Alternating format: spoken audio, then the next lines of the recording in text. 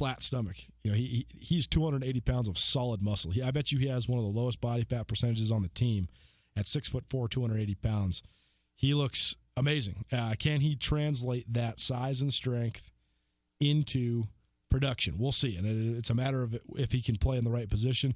That was one of my position battles to watch, was not necessarily one involving Sims, but can the young guys on the interior defensive line prove that they can hang, prove that they can play? And if they can that help Sims then bump out to strong end, which is his more natural position? I think that's going to be an interesting position battle to watch. As far as the guys that lost weight, some of the more notable ones, Alex Gubner's down to 285 after weighing 295 when he first reported. To me, that indicates that the redshirt freshman D-tackle is in better shape. I think that kind of loss is actually a good thing, because if you lose 10 pounds to get to 285, you still have enough mass to play on the interior defensive line.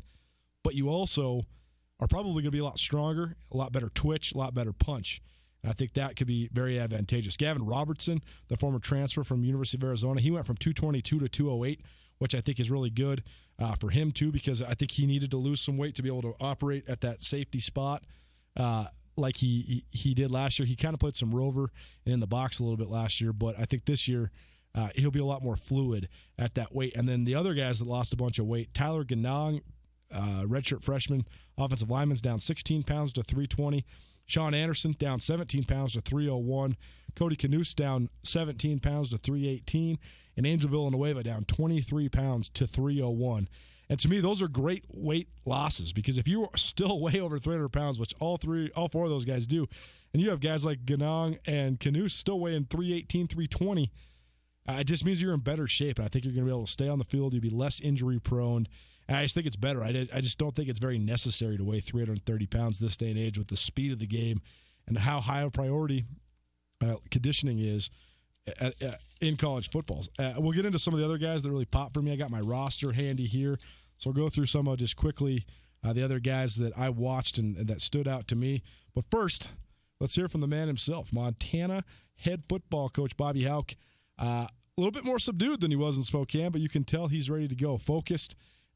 Less than a month away from Montana's first game. They open their season August 31st in Vermilion, South Dakota, against the South Dakota Coyotes. Here's Bobby Hauck on the first day of fall camp.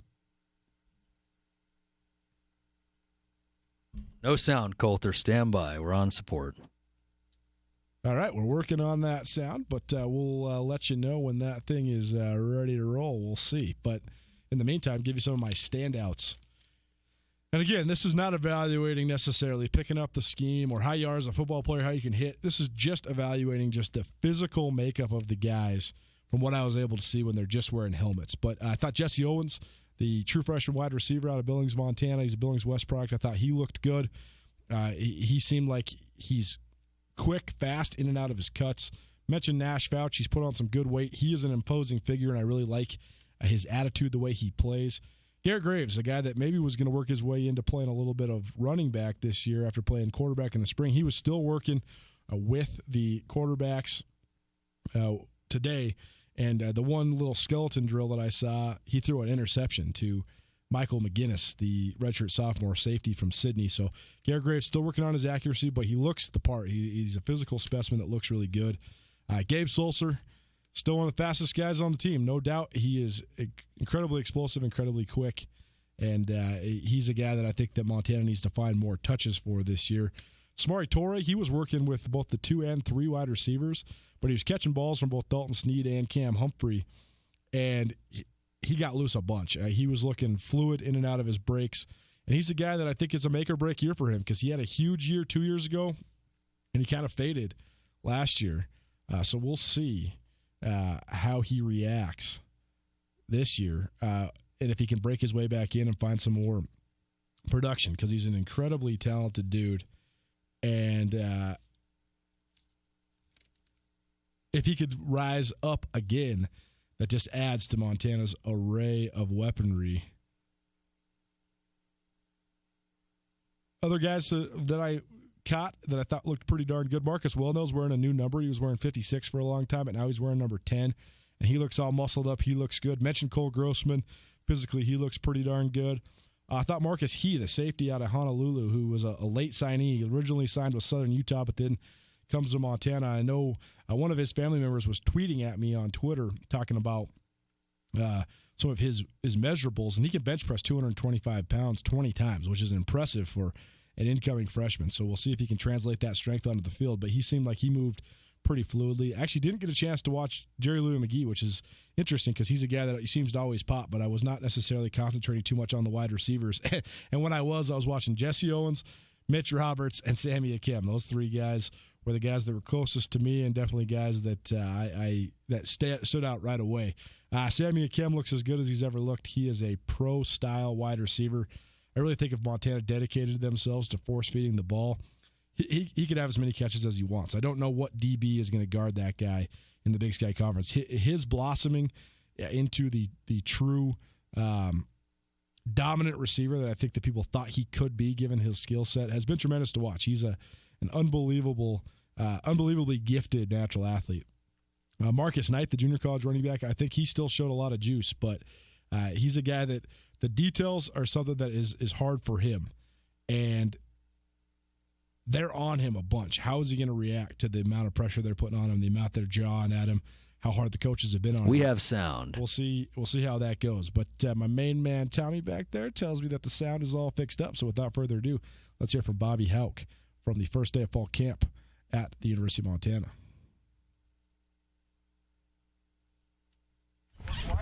Guys look good, so I'm happy to be out here and excited for the first practice. What is the biggest difference day one today compared to day one last year? Everybody's been through it a few times, so there's much less teaching in regard to procedure or anything like that. What are the main things you look for on the first day today?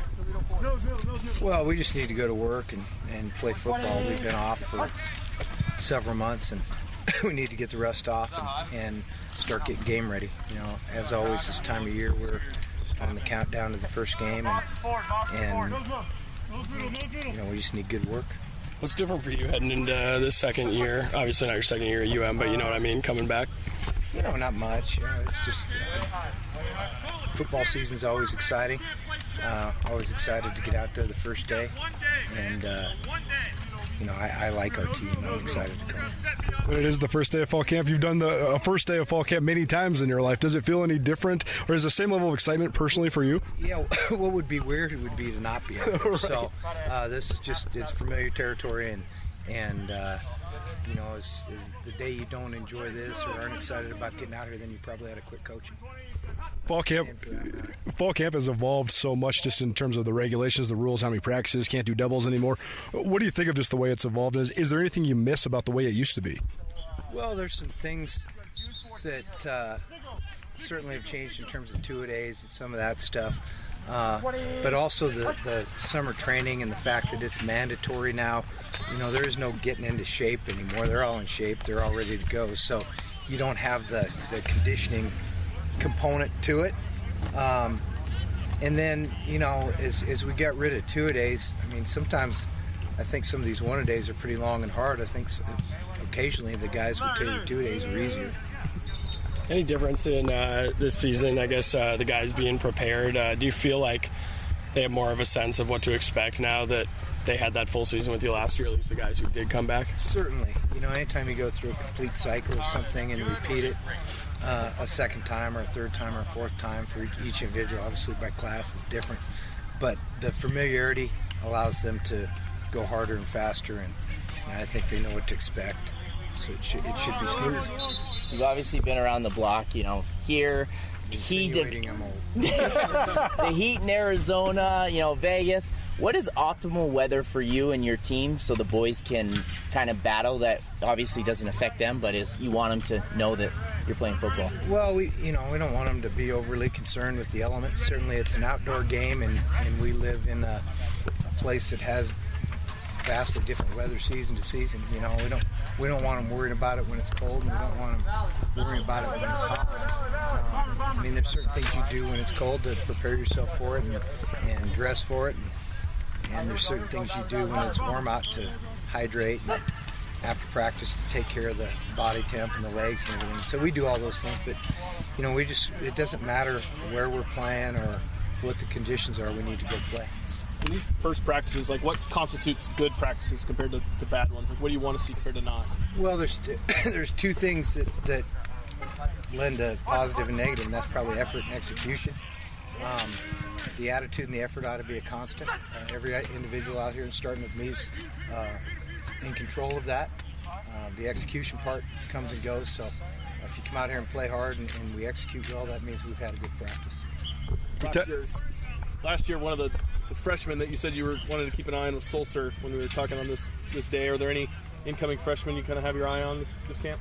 No, I don't. I look, both freshman corners are probably as close to game ready as anybody.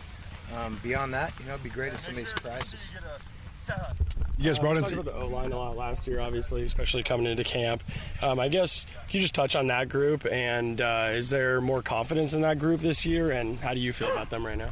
Well, confidence comes from execution and winning. But those guys have been working hard. They've kind of manned up under the load that's been put on their shoulders, and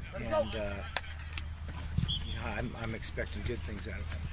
You guys brought in some transfers in the offseason. Just broadly, what do you think it takes for a transfer to fit into your program? Well, they have to adapt to the way we do business, first of all, and then they have to learn the scheme.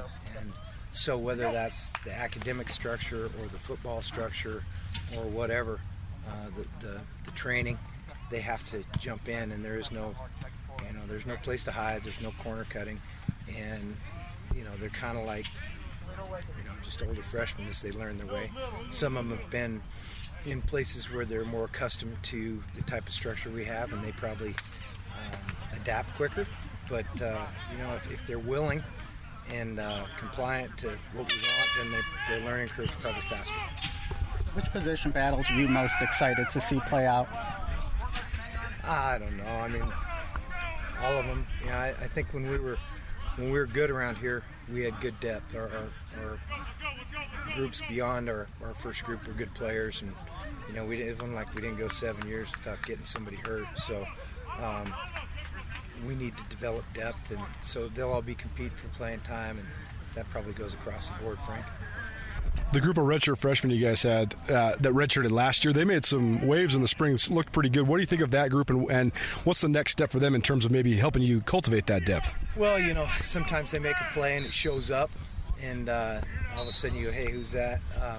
But it needs to probably be consistency, and not, you can't be one play here and then wait a while before you make another one or in the right spot. It's a little different during training camp as we are getting ready for the games, and so the not that we're in urgent spring, but the urgency to know exactly what's going on. The plays that are being called are probably, when the young guys are in, are probably more extensive than in the spring, so the execution part's what they need to get. Spokane, you said you were kind of excited for this year because you didn't know how this year might play out when you kind of maybe had a better sense. How many practices does it take to get a better sense, or does it wait till game time? Probably October, to be honest. Play a few and see how the non-conference schedule goes. So, you don't really know until you get into the season. There's so many unknowns, and there's a lot of things that we just didn't do well enough to win consistently, or as consistently as we'd like to last year. Let's not talk about it like we didn't have a winning record, but we want to win. We want to win a lot of games, so we'll see where that goes. Have you guys already named team captains? We have not. Any idea when that might be? Sometime before the first game. Last year, the first game had so much hype around it with yourself returning and kind of a new energy around here, and the fact it was under the lights against a ranked opponent. Now this year, you're on the road for your first game. Does that influence the way you coach these guys during camp, or do you prepare them for a season-opening road trip these next 30 days? No, home or road, we're going to play the same. It's about going and winning the game. Road games, we've actually tried to express to our team that they're not much different from home, other than the people in the stands are for the other team. We get on a plane on Friday. Our schedule is going to be the same Friday, Saturday, home or road. So we try to make it consistent, and we played pretty well on the road last year, actually. So there you go, Bobby Houck, before his team's first fall camp practice. They'll have a ton of them. They're all open to the public down at Dornblazer Field. No scrimmages, at least no scheduled scrimmages, that are open for anybody to watch. So, first real live look we'll get at the Grizzlies, will be in Vermillion, South Dakota against the University of South Dakota, August 31st. The most interesting part of that interview, I thought, was when Frank Gogula from the Missoulian asked Bobby about the position battles, and he said all of them. And the thing is, one thing I've learned covering Bobby Hauck during both of his tenures at the University of Montana is Bobby is one that gets into some coach speak sometimes, and a lot of times what he says is coach speak, but he tells you what the truth is a lot of times. I mean, last year he directly addressed their weaknesses, and he hammered them home, and he was right pretty much for the duration of the season. And the thing about Coach Hauck is that when he says that every battle is open, it's pretty much true. I mean, I think that it's going to take something crazy for Dalton Snead to not start at quarterback. It's going to take something crazy for Samuel Akem to not start at one of the wide receiver spots. It's going to take something. I mean, there's no real scenario besides an injury that I think that would take Dante Olson out of the starting lineup. Montana's All-American middle linebacker. I think that Jace Lewis has an inside track at starting, but I don't think that's necessarily for sure at the other inside linebacker spot. I think you can pencil in Jesse Sims at either D tackle or D end, and I think you can pencil in Robbie Hauck. But other than that, I think that every spot on the team is up for grabs. I think that even though Darian Nash and Justin Calhoun return at corner, they will be pushed by some of the incoming both freshmen, like he mentioned there. Corbin Walker and Trevin Gradney will definitely be in the mix, as will McCall Tolliver and Rayshawn Rowland, the two junior college transfer corners. I guess McCall Tolliver's from Hawaii, but the two transfer corners. I think that Josh Sandry certainly has an inside track on the rover spot, but I think that, it's not out of the question that he could be pushed there and maybe split some reps there. And then everywhere else, I think it's all up for grabs. I expect that the two tackles, the left tackle Conlon Beaver and the right tackle Colton Kientz, I think those two guys have inside tracks on the offensive line, but I do think that there'll be battles across that offensive line. Running back is wide open. I think tight end is wide open. I think even some of the receiver spots are wide open. Torrey was a great breakout player 2 years ago, but then he lost some reps last year. Keenan Kern was a team captain last year, and he lost his starting spot for portions of the season. I think Mitch Roberts, Gabe Sulcer, Malik Flowers, those are all young guys that will come up and push the wide receiver crew as well. So we'll get into some more of this Grizz fall camp stuff, of course, over the entire next month. But a little later on in the show as well, when Ryan Tootell gets back, we'll break some of this down with him as well. But now I want to have a completely outside-the-box conversation with my man Tommy Evans. So after this, we're going to talk about how old were you the first time you acknowledged the date? And when you get famous, does that mean you're stuck that age forever? Tootell and Nuanez, 129 ESPN Missoula. Stay wide, SWX Montana. Canyon River Golf Club is a must for any golfer in western Montana. Tucked away in a spectacular setting along the Clark Fork River in East Missoula, Canyon River offers one of Montana's best championship golf experiences. And Canyon River is happy to announce their new fleet of golf carts, which include the Shark Experience, an interactive GPS giving dynamic distances and touchscreen interaction to help you play your best. Plus, with Bluetooth, radio, and surround sound, you can enjoy yourself between holes too. Book online at CanyonRiverGolfClub.com. Missoula's best golf, Canyon River. Les Schwab is proud to introduce two of our best tires ever, just in time for summer. There's our exclusive Reputation, a high-mileage premium passenger tire we believe has the quietest, most comfortable ride ever. Or our exceptionally quiet and smooth all-season traction tire, the Open Range AT.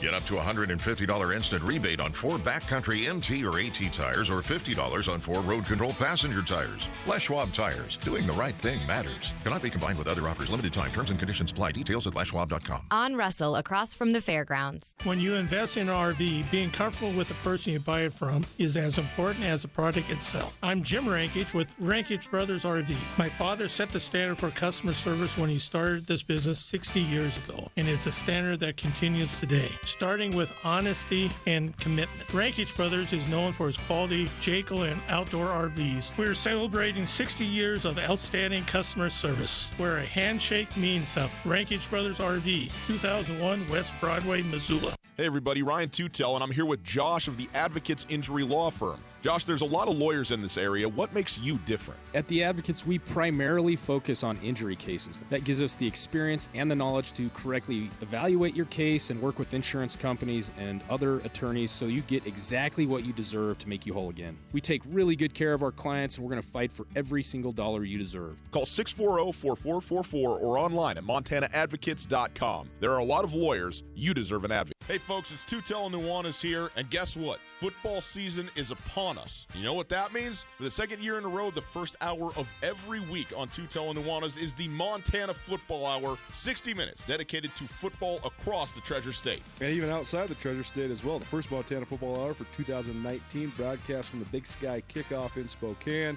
Throughout the rest of 2019, we'll bring you the best in football coverage, whether it's the Bobcats, the Grizzlies, the Frontier Conference, or high school football in the great state of Montana. There is nothing better than football season. Coulter and I love it. We know that you love it, and we want to make sure we bring it to you. The coaches, the players, the games, the analysis, opinion, and information that makes football run across the state will be right here, 102.9 ESPN Radio, every Monday from 4 till 5. Be more than just a fan. Be an educated fan. Everything you'll ever need to know about football across the state of Montana will be delivered to you during the Montana Football Hour, presented by Lithia Ford. ESPN Missoula Sports Center. Good afternoon. 102.9 ESPN Missoula. Colton Nuanez here. Ryan Tootell, his illustrious return. It's coming. The Montana Grizzlies started fall camp officially on Sunday, but hit the practice grass at Dornblazer Field for the first time on Tuesday afternoon, with temperatures hovering around 90 degrees. It was hot. Trust me, I was sweating. UM will practice 28 total times over the next month, leading up to its August 31st opener at South Dakota. Montana's trying to snap a 3-year absence from the playoffs, a skid that comes on the heels of qualifying for the FCS playoffs 23 out of 25 seasons, including a college football record 17 consecutive times. Bobby Houck's squad returns a host of starters, including senior quarterback Dalton Snead and All-American senior inside linebacker Dante Olson. Over the weekend, the Grizz got a verbal commitment from Journey Grimstad, a 6'3.5", 240-pound All-State lineman from Huntley Project. The senior-to-be was an all-conference selection on both offense and defense last season and is expected to play defense at Montana. Grimsrud placed second at the State BC Wrestling Tournament in the heavyweight division and won Class B state title in the discus last spring. And finally, in the first FCS stats preseason poll, Montana State number 14, Montana number 25. The Cats and the Grizz 205. Big Sky Conference teams represented. Eastern Washington 4, UC Davis 5, and Weber State 8. This ESPN Missoula Sports Center is brought to you by Aspen Sound.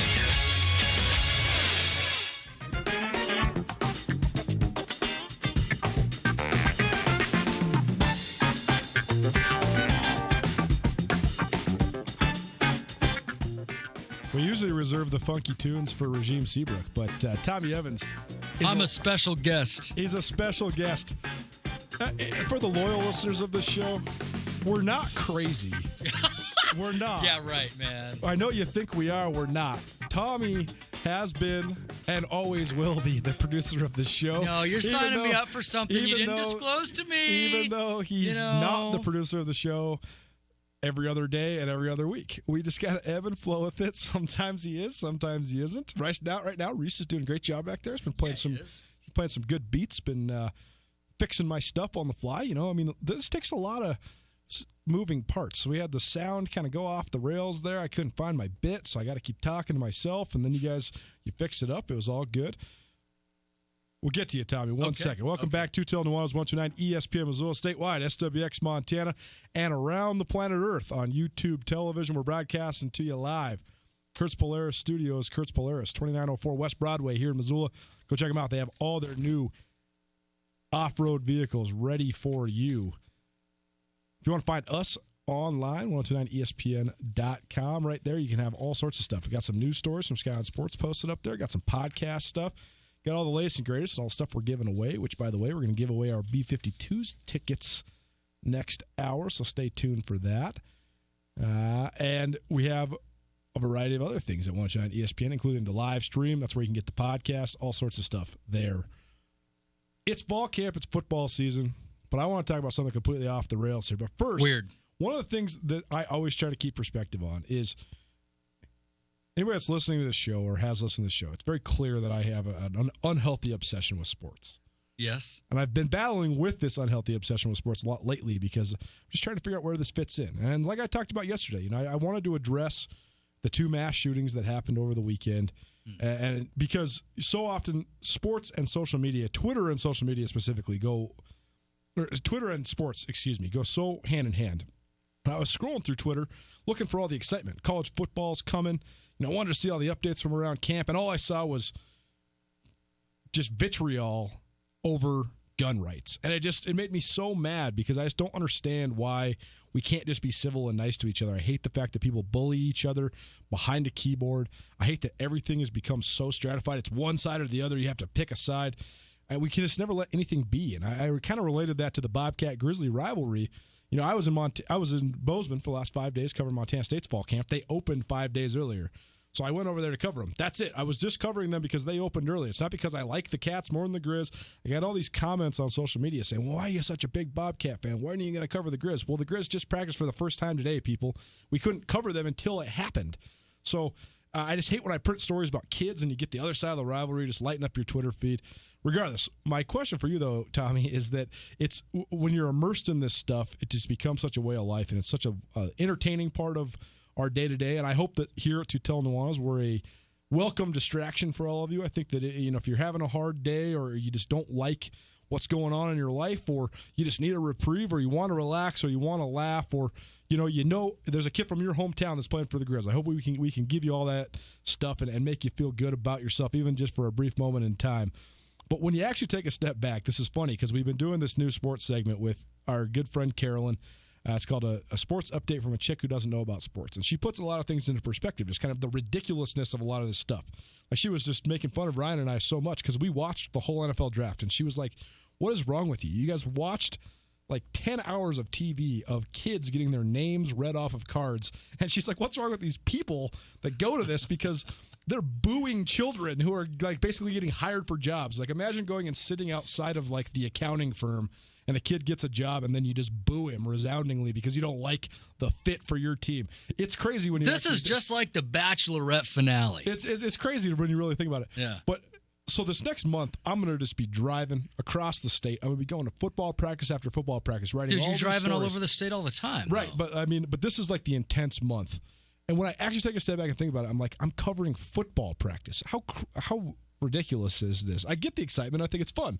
But I also get the ridiculousness of it. How ridiculous do you think it is that I like grind like this just to provide information about practice? I don't think it's ridiculous whatsoever. In fact, I find it motivating to me to some degree because you are a tried and true journalist. You take journalism and the ethics surrounding journalism in this time in our world and our society incredibly seriously. And you've found a way to implement your skills and your passion and really keep the art or the craft, if you will, kicking and rocking and alive. And you're not sitting here talking about Johnny Manziel every 2 days. Even though you'd want me to. I say that in a tongue-in-cheek fashion because that's because major outlets are still talking about him. Totally. I don't follow him, and I hear about him all the time. Yeah. No, it drives me crazy. So I true. say that out of sarcasm to you. Well, thank you. I appreciate the compliment. I want to have a fun conversation with you, though. Let's do it. I wanted to bring you in because I thought this was interesting. I read this article all about how your perspective of we talk all the time about the last generation or a decade ago or 10 years ago or 20 years ago. Yeah. And this all started when I was watching A Clockwork Orange. Great show. The famous Stanley Kubrick film. One of the greatest shows. And I was watching this and I was thinking, this is so darkly hilarious. It's so demented. Yes. And it is like so offensive and so intense. And I kept thinking, man, when was this made? And then I looked at the copyright, 1971. And I immediately thought, wow, that's a crazy film for being 30 years ago. Yeah. Then I did the math. No, 1971 was almost 50 years ago. 50 years? 50 years, because 1969, that was 50 years ago. Think about that. That's crazy. Then I read this fascinating article about how our brains, the year that we first acknowledge what year it is sort of a timestamp on our mind. So then we relate everything from there. So I always think of 10 years ago like 1984, because I was born in 1987, and the first time I acknowledged that a year was 1994.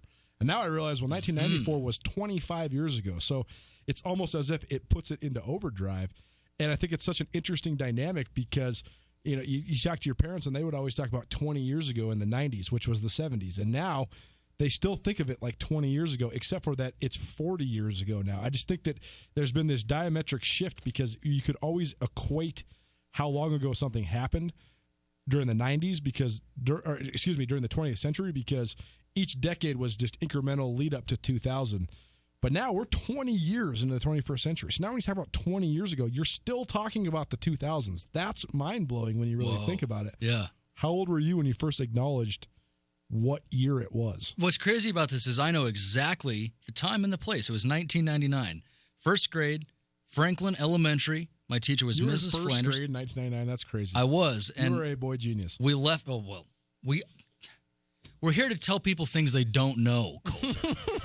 So we went to Christmas vacation. We came back, Mrs. Flanders, first grade class in the new year, and we wrote, because whiteboards weren't invented at the time still, and so, we'd write the date on the board and read it aloud to figure out our numbers and the months and yada, yada. It was January, whatever, 1999, and I can see it clear as day. She goes, "Oh, that's not correct," gets the eraser, wipes it, 2000. Like, wow, we're suddenly in the future and nothing's changed. How about you? What was first year? Oh, man, 1994. But I do have a couple memories from earlier than that, but I didn't know what year it was. I remember acknowledging what year it was, though, in 1994. It's actually interesting. One of my first memories in terms of the date and year was the O.J. Simpson high-speed chase. Oh, interesting. Or I guess low-speed chase, as Are it you were. triggered by a white Bronco then, Colter? So I've been watching. Have you ever watched O.J. Made in America, the 5-part documentary Twice. series? I've watched it 2 times, honest to God. Honestly, if you're out there and you are a sports fan, must watch. If you're not a sports fan, still must watch. It's one of the greatest documentaries I've ever seen. Without a doubt, one of the greatest. It's unbelievable, the amount of interviews and the social and racial and societal impact that all of that had. What's crazy about that, really quick, is it's a 5-part thing. The first 3 episodes are leading up to why it mattered. Right. As with regard to the murder. Yeah. I guess the accusation of murder, sure. if you're being really. Sure. And the chase and all that stuff. So, sorry, not to derail you. It's a crazy story still to this day. I mean, I truly think that the O.J. Simpson trial, the O.J. Simpson murder case and the trial that followed, I think created the world we live in today. I think it was the advent of reality television as we know it. It thrust a bunch of previously irrelevant people into places of tremendous fame. A few names come to mind on that. I mean, court TV was not a thing until that. The commentary that's associated with the 24-hour cable news networks, it was not a huge deal. It's really interesting. Until O.J. Simpson. I really think it diametrically shifted everything that we know now in modern day America. But I just think it's interesting that the concept of the first time you acknowledge the date, how that influences how long ago you think things were. I was watching this Twitter video from 2009 of one of Montana State's assistant football coaches. It was like a tutorial of him showing fans how to use Twitter. I was thinking, man, that's crazy. Only 10 years ago, there was no Twitter. And now it's like Twitter is, it's so gigantic. I mean, the president of the United States, for better or worse, basically puts out personal press releases on Twitter every single day. And it's a daily buyer. Just inflames the country. Yes, it's crazy. But the other thing I wanted to talk to you about, which I think is so interesting, is that I was listening to a podcast with Kevin Bacon, which was interesting. And he was talking about when he first got the role in Footloose and how that was his first big role and how he was 25 when that happened. Jeez. And he said that George Clooney gave him this interesting piece of wisdom. He said that George Clooney told him, you will, unless you make a conscious effort, you will stay the age that you were the first time you got famous forever unless you refuse to do that. And George Clooney was talking about how that's why people like Michael Jackson are so weird, because Michael Jackson became famous when he was 5, and Michael Jackson basically stayed like he was 8 years old for the rest of his life. I mean, he was never really any more emotionally mature than a child. That example holds water to me. But let's talk about what exactly it is to be famous. True. Is there some kind of click in the mind where one develops a certain level of popularity or acceptance, which is then perceived as popularity? What does that look like?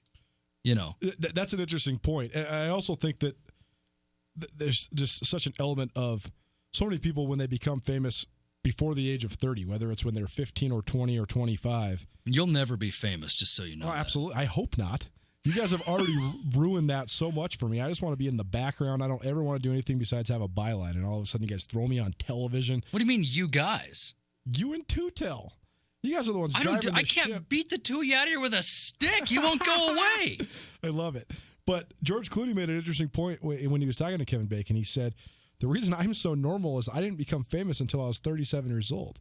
So now I've been able to just be 37 in the minds of everyone all the way until now I'm 60. Isn't one particular person giving themselves the label of normal still a cue that there's a misconstrued self-awareness? Right. I mean, George Clooney is obviously not normal. He has written and directed. And what the hell's with George Clooney? Why is he the guy talking about all this stuff? Well, I think George Clooney is probably more centered than most really famous people. Him and Tom Hanks seem to be the most normal. I mean, look at their peers. I mean, look at how weird Brad Pitt and Tom Cruise are. I mean, yeah, true, man. I heard a story that Tom Cruise, when he gets called from his trailer during a movie, he stands up and sprints like it's the Olympics. Sprints as fast as he can to the set and then starts doing push-ups to make sure that he's warmed up and ready for his next acting scene. And I wonder what George Clooney thinks about push-ups and sprinting. But when you think about it, I mean, throughout America, you know, the American film industry of the last, let's say, 50 years, there's very few people that have been and maintained fame when they were young, middle-aged, and old. Meryl Streep comes to mind. Tom Hanks comes to mind. Tom Cruise to a certain extent, but he's never really gotten old yet, even though he's now approaching the point where he is old. George Clooney has been like the heartthrob doctor on ER, the off-the-beaten-path weird film star of the late 1990s, and then the worst Batman ever, and then all of a sudden, like this serious film drama director. But most other people, their window is only 10 years long, and then they just kind of fade. So I don't know. I thought it was interesting. Do you think you're fading, Coulter?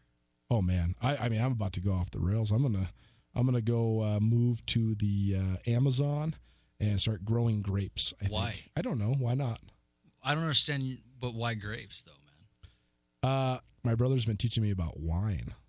Really? Yeah. Let me tell you something that I know.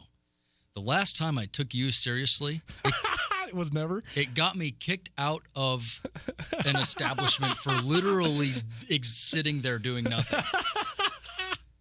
And you're trying to impose all these new opinions and views on me. And look, dude, I'm not even open to listening to you anymore. This is the last time it did not go well for me. I texted you today. I've always tried to teach Tommy about Dave Matthews. This is what I'm talking about. I want Tommy to like Dave Matthews Band because they're just good enough to like, no matter if you love them like me or not. They're better than what the haters say that they are. I agree. But I was actually thinking about this. I don't actually love Dave more than any other act. I just defend him more because I just think it's ludicrous that people hate on him so much. Because he's a wine guy, right? So now you're into the wine thing, and so you're just bonding. You know, Dave you're trying to mimic Dave has Matthews. a crazy authenticity to his performance. But hashtag on Twitter, mimic Matthews. That's the new Coulter Nuanez bio. It's Tootell Nuanez broadcasting to you live from the Kurtz Polaris Studios. Tommy Evans in studio. We've been talking about nothing for 15 minutes, so we're going to stop doing that, and we're going to get back to our sports show. Ryan Tootell should be back soon. I don't know where he's at. He doesn't probably know where he's at. But after this, we're going to do a couple more things, impressions from Grizz, first day of fall camp, and then we might play a little Jim O'Day interview as well. Tommy, thank you. Thank you. Appreciate you. Back after this. Hey, Tootell, Nuanez here. Can't tell you how many times we've heard the face for radio joke since we came on SWX television, but it's been a fun endeavor so far. And now our esteemed producer Tommy is pushing the envelope even further. We got our own YouTube channel. That's right. If you want to watch us every day from your computer, your tablet, your cell phone, you can check out Tootell and Nuanez on YouTube. Tootell and Nuanez live every weekday from 4 to 6 in the afternoons on 102.9 ESPN Radio for Missoula, SWX Montana statewide, and now around the planet Earth on YouTube. Garden City Paint and Glass in Missoula is like your paint doctor. They take the pain out of painting. Don't trust your home to anything less than professional PPG paints from Garden City Paint and Glass. Go to visualizecolors.com. Scan in your room photo to see what color combinations will look best before painting. That's visualizecolors.com, featuring professional PPG paints. Garden City Paint and Glass in Missoula, across from the Southside McDonald's at 3217 Brook. Alpine Touch makes the perfect gift this summer or any time of year. If you are traveling, bring a gift that is distinctly Montana and give your loved ones some of the best spices anywhere around. From the Alpine Touch Pick 4 Spice Pack to the All-Purpose Twin Pack to the mouth-watering sunflower shoots to Alpine Touch gift cards. Alpine Touch makes the perfect Montana present. Available at retail locations around the state or online for a limited time. Use the code ESPN10 at checkout to get 10% off any online order. Alpine Touch, Montana's special spice. In Western Montana, we know shopping local matters, and you may think you'd pay more for the quality and customer service that comes with it, but not at Selway Armory. Selway Armory is locally owned with knowledgeable specialists that can answer your questions. In addition to the expertise, though, Selway Armory also has a bigger selection and lower prices than the box stores. When you're in the market for firearms and accessories, save money with the experts at Selway Armory. Selway Armory, 2825 Stockyard Road, Unit E6, and online at selwayarmory.com. No matter how far you may go, there's always one just down the road. Town Pump, who pump it up, pump it up. Last minute barbecue invitation? Stop at Town Pump on the way. Pick up White Claw, Truly, and Smirnoff Seltzers 12-pack cans for only $14.99. Save the other arm to pick up Gardettos and Chex Mix. Buy one, get one free. Be the barbecue hero with a little help from Town Pump. Town Pump, right down the road, pump it up. Oh, yeah. This is Mike Nugent with Berkshire Hathaway Home Services. Berkshire Hathaway provides Western Montana with full-time real estate professionals for you whenever you need us. Our reputation as the state's most knowledgeable and available real estate group has helped build unmatched trust in the Garden City and statewide. If you have been thinking of making a real estate move in the short or long term, give me a call. No pressure, no expectations. Just professional opinions and service at whatever pace you are comfortable with. Give me, Mike Nugent, a call today, 531-1802. And remember, every question is good to ask. Tootell and Nuanez. Listen to the podcast on the TuneIn Radio app or on iTunes. 1029ESPN.com. It was a beautiful day. Sun beat down. I had the radio on. I was driving. Trees went by. Me and Del were singing Little Runaway. Running down a dream. I hope Tootell's running down a dream, because I know his dream is to be back in this sweltering hot studio with my sweaty face. Tootell and Nuanez without the Tootell, just the Nuanez, broadcasting to you live from the Kurtz Polaris Studios. They're at 2904 West Broadway. Gosh, I'm just on fire today. I got my reeds locked in. I'm just a mess. I'm going 17 different ways at once. I miss my co-host. He's the guy that drives this ship.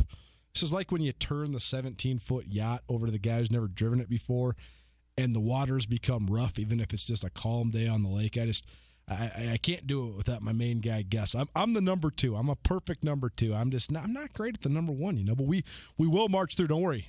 Ryan Tootell, he'll be back here. Well, I don't know. Probably the next 15 minutes. Maybe the next 20 minutes. Maybe the next 30 minutes. He told me he landed in Missoula, 4:39. He didn't check any bags, so he is on the clock. Broadcasting to you, 102.9 ESPN Missoula, statewide SWX Montana, and worldwide YouTube television. You can also listen worldwide on the live stream. That's on 1029ESPN.com. If you want to follow us on the various Twitters, you can find us at SkylineSportsMT.com. We have comprehensive updates for both Montana State Fall Camp over the next 30 days leading up to the season opener for both the Bobcats and the Grizzlies. You can also follow me at Coulter_Nuanez. You can follow Ryan at Gus Tootell. You can follow the station at 1029 ESPN. We were going to share a little bit of our Jim O'Day ESPN Roundtable, but we're up against it right now. So we're going to talk just a little bit more about Grizz Fall Camp, and then maybe we'll share that interview at the top of the hour with you. It's a good one. And stay tuned. Next hour, we are going to be giving away our B-52s tickets, the B-52s at the Kettle House Amphitheater on Thursday night. It's going to be a great show. We've been taking entries for about the last week and a half, maybe 2 weeks. We got 4 entries for Name That Tune who all got it right, and so we'll be able to pick one of those people before the end of the day and send you out to the Kettle House Amphitheater. We're also going to be talking some Missoula Osprey and a variety of other things as well. But I told you about some of my impressions of guys physically from Grizz football camp, but I only got down through about the mid-20s on the roster. We talked about how Bobby Houck wants competition across the board, and I think there will be competition across the board. But a couple other updates for you. A couple injury updates. Josh Egbo tore his ACL. He's a fourth-year junior cornerback who had a great spring, but he was in an ACL brace, and so he'll be rehabbing. He'll miss almost certainly the first several months of the season, but maybe the entire season. We'll see. Dallas Hart, Brandon Scott, they are no longer on the roster. Those two guys were guys that were expected to be veteran guys that were at least going to fight to be in the rotation on the offensive line. But they just had injury-riddled years last year, so they had to walk away from the program. So best wishes to them. But a couple other guys that I got a chance to check out, Rayshawn Rowland and Mikhail Tolliver, the 2 transfer corners, those guys both got taken to the tent because of some heat stuff. So hopefully they're all right. But a lot of times that's not atypical. You know, you talk about a hot 90-degree day in Montana. Maybe those guys weren't anticipating that, but they were also late additions to the roster, so they probably weren't performing the same conditioning stuff that a lot of the guys were, so maybe it's just a matter of getting back up to speed, back up into shape. A couple other impressions for you from across the Grizz football roster.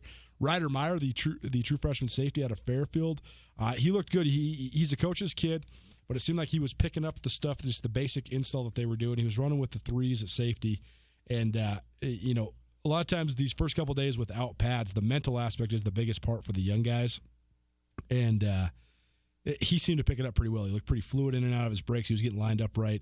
You know, I only watched him during skeleton and 7-on-7 and just a little bit of 11-on-11 early on. So no real impressions in terms of his football playing ability, but his mental ability seems to be pretty darn good. Dante Olson looks like a beast, not surprising there. I mentioned Braxton Hill. He looks like a man. I had to double-check my roster twice. I thought maybe he was a junior college guy because he looks like he's put together so much. But he's 6'2", 225 now. Gray shirt out of Anaconda, Montana. Looks great. Levi Giannicaro is a kid who I have always rooted for, a Missoula Big Sky kid who I just think is a really tough, hard-nosed guy. If he can just find a position on the field, I think he can contribute. But he looks darn good physically. Saw Noah Vaohea, the junior college outside linebacker from Merced College. He's originally from Hawaii. He definitely looks the part, too. Physically mature. He's about 230 pounds. He was the guy that caught my eye right away. Mason Vineyard, he is all of 6'5", 245 pounds, the edge rusher out of Helix High School in San Diego by way of Washington State. He looks really good.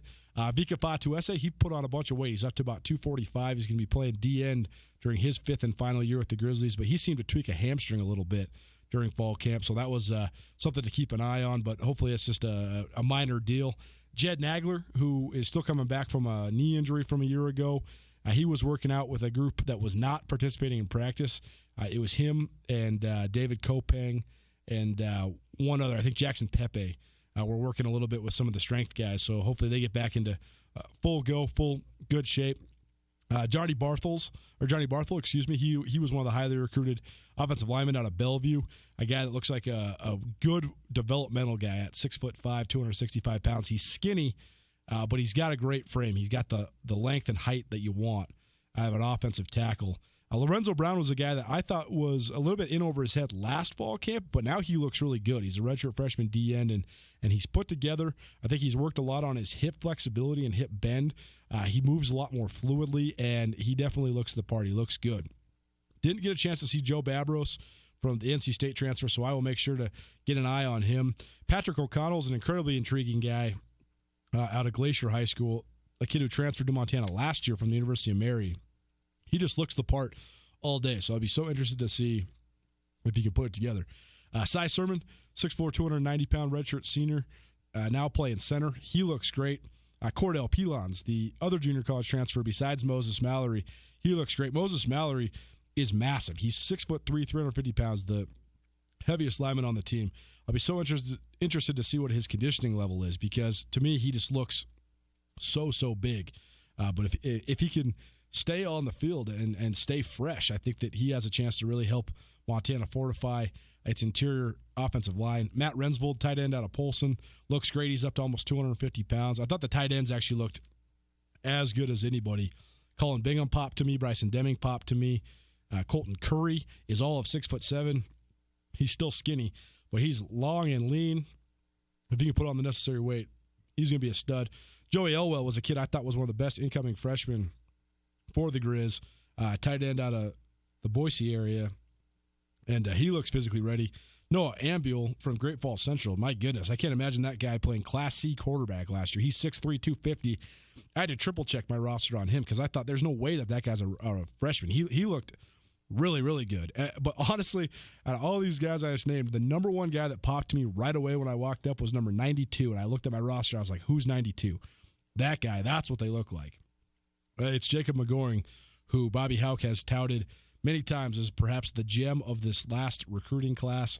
He's compared him to Croy Bierman, which is incredibly high praise, but Croy Bierman was about 6'3", 215 pounds when he got to campus out of Hardin, Montana. Jacob McGoring is 6'5", 240 already, and he is just strapped. He looks absolutely phenomenally good.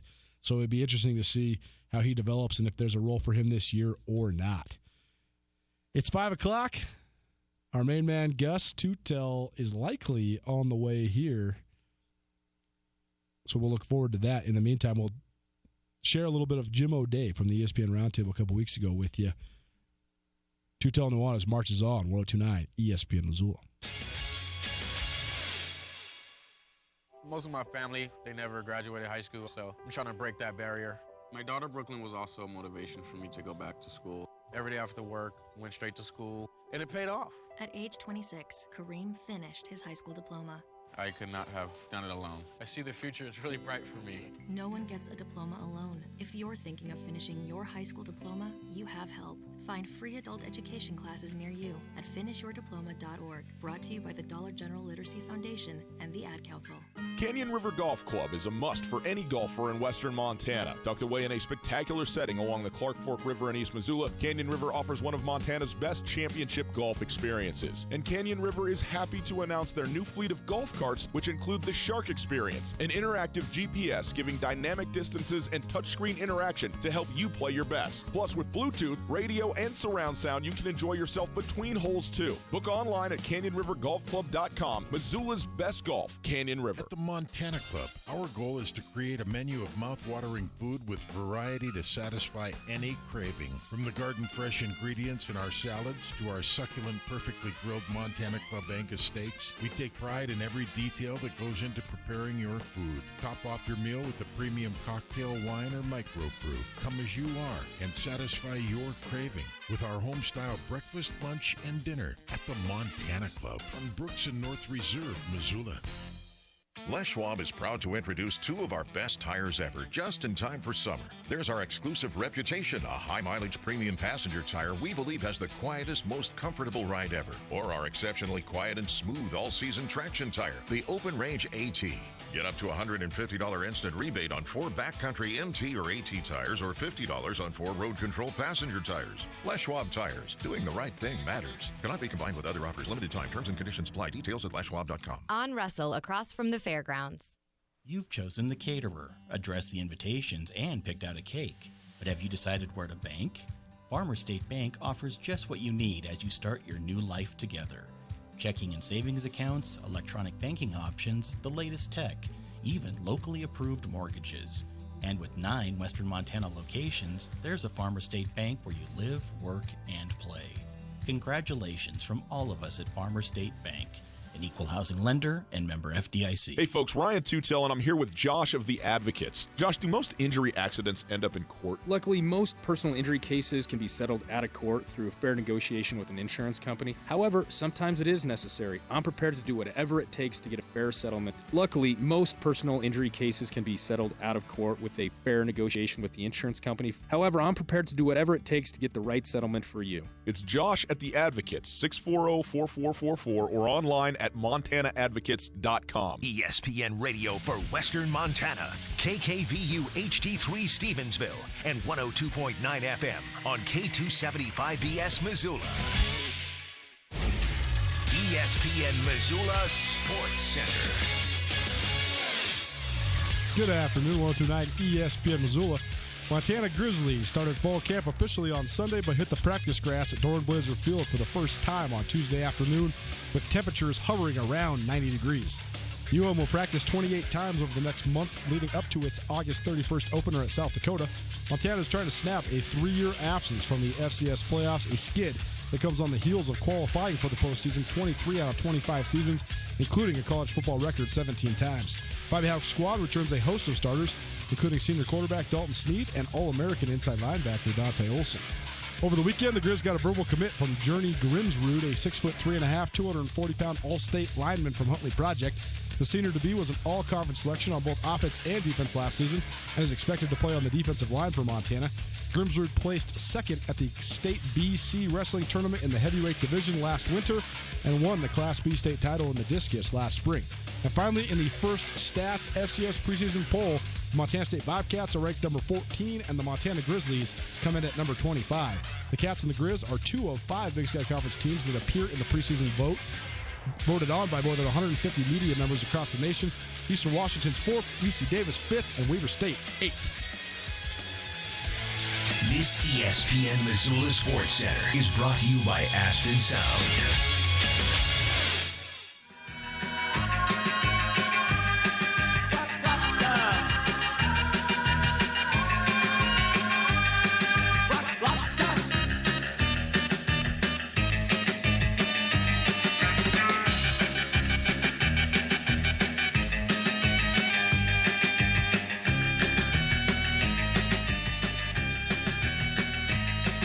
One of the most interesting phenomenons in music to me is when a band has a very distinct sound and fits into a very distinct category of music, and then they have a big hit that might be a crossover hit that skews people's thoughts on what actually genre they fit into. It's interesting that the B-52s, their most famous song is Love Shack. There's no doubt about it.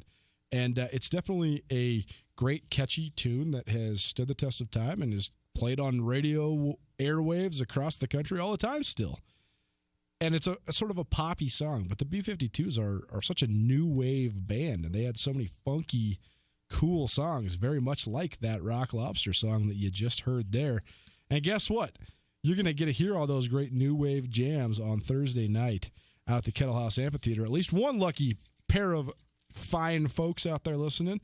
Right when Ryan Tootell gets in here, we are going to give away a couple tickets to the B-52s concert at the Kettle House Amphitheater on August 8th.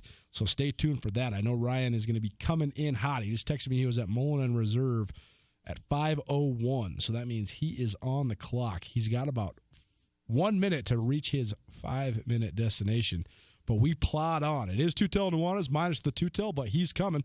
Colter Nuanez in studio, broadcasting to you live, 102.9 ESPN Missoula, statewide, SWX Montana, television, and worldwide on the YouTube TV. You can also find us worldwide on the live stream. Live streams presented by Opportunity Bank, your local bank, your opportunity. If you want to give us a call, the phone number, 329-1899. We're going to be calling you from that number here in a little bit. Once we find that winner, we are going to be giving you a call, so make sure you got that number in your phone, 329-1899. All guests join us via the Rangich Brothers RV phone line. As always, we're broadcasting to you live from the Kurtz Polaris studios. Go check them out at kurtzpolaris.com. They have all sorts of great off-road vehicles. They're celebrating their 30th anniversary. You just missed the 30th anniversary sale, but that's okay. Doesn't mean you can't go down there and find all sorts of fun stuff for you to play with. All sorts of off-road vehicles, whether you're looking for dirt bikes or the new Razor 1000s, whatever you need. Kurtz Polaris has got you covered. If you missed anything from the first hour, we shared an interview with Bobby Houck leading up to his team's fall camp opening practice. I gave you some impressions of the Montana rosters in terms of the way the roster looks, the way the guys look physically. Tommy and I had an off-the-rails conversation, as we always do, and I continue breaking down the Grizz football team. And if you missed anything from that first hour, you can find it on the podcast. Podcast is available on the TuneIn radio app or on iTunes or on Spotify. You can also find it at 1029ESPN.com. Just click on the podcast tab. And the podcast is proudly presented by the Wingate by Wyndham Hotel. So go check it out. Yeah, guess what? It's Tootell and Nuanez again. Tootell's back. I can't wait to hear this story. Ryan Not a minute too soon. sent me an email at like 4:30 this morning. Yeah. And it was one of those where, I almost never wake up to that kind of stuff. I'm a hard sleeper. I don't usually even see this stuff until the next day. Did it ding? It dinged your phone? I for whatever reason, and it didn't even ding my phone. For whatever reason, I just happened to wake up probably about 10, 12 minutes after this came through, and I was like, why is Ryan emailing me? I didn't even look at it or read it. I didn't actually absorb what was in the content. Believe me, if I'm emailing at 4:30 a.m., it's an emergency. Okay? We can be sure about this. I didn't know what he was getting at because I didn't open the email. All the subject line said was the reasons we don't live in big cities. That's right. And then I get through my email when I actually arise at around 7, and I was looking at multiple emails. One of you saying, I'm stuck in traffic. There's a wreck. Another saying, I'm racing to the airport. And then a third with a picture of the plane pulling away with you not on it. Gone. It was there is no way, I think, for a human being to keep calm if you are trying to make an airplane and can't, and it is outside of your control. You know what I mean? Like, if I was late, if I slipped through my alarm, on me, okay? But I executed to a T this morning. What my plan was, the airport is not far away from where I'm staying. I mean, really, it's like 10 miles away.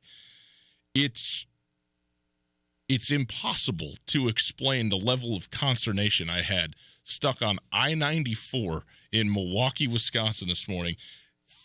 It's normally a 4 or 5 lane interstate at this particular spot. It's been reduced to 3 lanes because they're doing construction. And the construction, it's got the walls, Coulter, on it, where there is no emergency lane or whatever. And I believe it was at least one semi involved in an accident that utterly stopped, like it completely stopped everyone. And in fact, they closed the interstate and forced everybody to go off the off-ramp. You couldn't even drive anymore on it wasn't like work your way around this thing. Dead in the water, just nothing. That's it.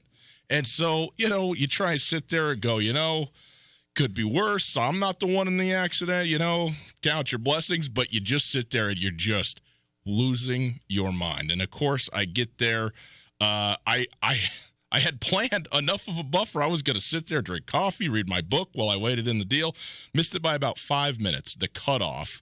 And, of course, they rebooked me on a flight, but I go through, and there I am, standing at the gate that I was supposed to be at on my plane while the plane pulls away. And that's a bitter defeat to start your day, Coulter, I must say, when I was going to be here 11:30 this morning, and now I'm here now. And, that's still pretty good. As I texted you, I did get to watch Grizz practice for about a play and a half as I flew over the top of the field over there. That's right, spies from the sky. Looked very good. They look strong, Coulter. How good do the Grizzlies look from about 6,000 feet as I'm swirling above coming into landing? So, anyhow, that was my day. And instead of going to Denver and Missoula, I went to Chicago and Los Angeles. And now Missoula. So it was big day bouncing around the United States of America. Got some pages read in the book, got some research done, and now I'm here, happily here, and I can, for once, just a little bit relax. Happy to be home. Happy to be back. It's so funny. I think that airports and flying are a great microcosmic example of how even the amenities and the good things we create in life, there's always another side to it, right? The fact that flying is relatively affordable now and is available to most people in America, to a certain extent, at least it's not as nearly as a luxury item as it once was. It's attainable. There's all sorts of flight options, even in a rural place like Montana. We talk about how there's no flights compared to how it is in Salt Lake City or Minneapolis, but there's still, a dozen planes coming in and out of Missoula every day. My buddy who is from Helena, he said he was golfing in Bozeman the other day, and he said during one 18-hole round of golf, 4.5 hours, that he saw 30 planes fly over the top of him in Bozeman. Right. Yep. And even just having that available to us, it's a great luxury, and it makes it so you can go all over the place. But it also then brings in one of the great headaches ever. I have never been so mad, like you said, at planning the whole thing logistically perfectly and then just being stuck and just sitting there. Yes. And then you're trapped. You can't leave. You don't have another car. You don't want to go through security again because that sounds like a nightmare. Everything in the airport costs $19, so you're starving to death. Starving to death, dude. And they gouge you on the domestic flights now where they want to sell you the food. They don't even give you the food anymore. I'm trying to get some water, they give you water, but they want to give you this crummy sandwich for $10, and just in principle, I'd rather sit here hungry than eat that for that amount of money because you got me trapped on this bird. Hi, Tommy. This is by design. You won't be trying to take a day off again, will you, Ryan? Well, I can't now. I mean, they're all used up now that I'm doing this. But yeah, no, it is. It's not by design. It is incredibly frustrating. How many of these 801 pages did you read on this adventure while you were gone? I got through about 75 in the last 16 hours. So you didn't crush 800 pages. No. Okay. That's actually now you've brought in the book that I was reading because I ran in here straight from the airport. I've gotten through. This is like 4 months worth of reading, but this last day I've actually accomplished quite a lot on the reading front since I was alone with a lot more time than I had anticipated having. If you want to know Ryan Tootell in a nutshell, he carries around a 2,000-page book called "The History of the Third Reich," the rise and fall of the Third Reich, which is with a swastika on the cover of it, and he carries this around and reads this in public places. Well, I understand it's a history book, but I can't help what they chose for the cover. The casual passerby is just looking at you like, what is going on? I have had I have had a couple of looks cast my way. And I think that people are generally disposed to assume that it's not a matter of actual propaganda, that it's in fact the definitive history of Germany in the 30s and 40s. But this was written as a 50-year anniversary of this book, and when it was originally put together, I don't know. I don't know if it was less or more shocking to have a giant swastika as essentially the cover of the book, but that's what it is. But that's okay because it's an unbelievable read. You got to know about this stuff, man. It's not fun, but it is incredibly interesting and it is incredibly insightful. And I'm happy to read it. Well, welcome back. You were missed. Thank you, Tommy. I know you're trying to move along, Coulter. Have we given away B-52's tickets yet? Nope. I got to ask you a question because the show's just completely off the rails today. It's never on any rails. You're right. We've been talking about Tommy. Grizz fall camp, but we also, Tommy and I had a little discussion. Okay. I read this article all about the date that it was when you first acknowledged the date. In other words, what year was it when you realized what year it was, and then how that influences your mindset in terms of when you think of 10 years ago, 20 years ago. The first time I ever realized what year it was 1994. So that's sort of my center point in terms of when I think of how long ago something was. When I hear 1974, I think that was 20 years ago. And then I realized, nope, that was 45 years ago. How old were you when you first acknowledged the date? I don't know. I don't even know. I mean, what do you mean you realized it was 1994 in 1994? What does that even mean? Because you don't know what. I mean, do you think Alethea thinks to herself as a 6-year-old, man, it's 2019? No. I mean, I get that. Okay, so I guess let's reshape this. What is the first pop culture phenomenon or the first event or like the first thing that you remember? That then, because those are pivotal moments in your life, especially as an American, because then you think back, I remember when this happened. Yeah, I mean, I remember the Space Shuttle Challenger. I remember the Berlin Wall. That's good. It was at 1986. I think the wall was like 89, maybe. Now, Reagan was still in office. It was Reagan, so it had to be before. So maybe it was 86. Maybe it was 85 or maybe 86. 88. Yeah. But clearly, I don't know the date. Like, I remember these things, but I don't have like a year. But my pop culture was not like, I did not grow up in a household in which, and it wasn't, we weren't listening to a lot of music. We weren't watching a lot of movies in the Tootell household. You don't want to know? I know the date because this is how far away it is from Jesus' birth. You know what I mean? We're 2019 years from Jesus. You know what I mean? So that's the kind of household that I grew up in, and that's why the numbers are significant, which, by the way, is why they are significant. But in any case, so I guess the Berlin Wall was more than Michael Jackson circulating in my home. I love it. You're a walking piece of historical architecture. Well, I don't know. Today you got me on a weird day. I feel weird. I mean, obviously, I've been up way too long. I'm driving around. We can't do this flying around without you. We're going to actually talk about some sports because I know that there's some. You're in the driver's seat over here, people Coulter. here that want to hear more about the Grizz, and so there's some people here that want to hear more about the Bobcats. I actually would like to hear about the Grizz and the Bobcats, and I'd like to ask you about them.